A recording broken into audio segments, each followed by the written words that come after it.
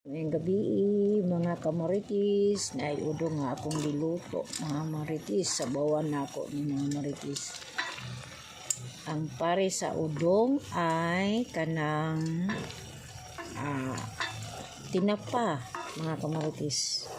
Tinapa family, ano siya mga kamaritis. Ako na ni siyang sabawan mga kamartis para higop sabaw ang aking mga sapo. Ayan mga kamartis.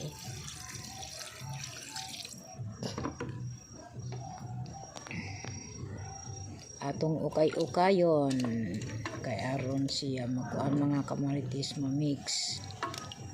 Ayan. Akong butangan og tuyo kay para lami. Dili gid pwede ugway tuyo mga kamaritis, gamay lang para kuan ang palasa lang mga kamaritis o ukay-ukayo na to.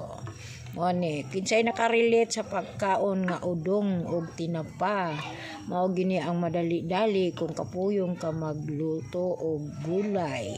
So mo ni atong buhaton tinapa with udong mga kamaritis. Ano man ang tuyo no, so kini na pong paminta para humot mga kamaritis. Paminta powder. O gatong ukay-ukayon para mahalo siya. O kinsay nakarelate diha sa sudan sa taga-probinsya mga kamaritis o mong sudan udong with tinapa. O siyempre, di natuwalaon ang bitsin.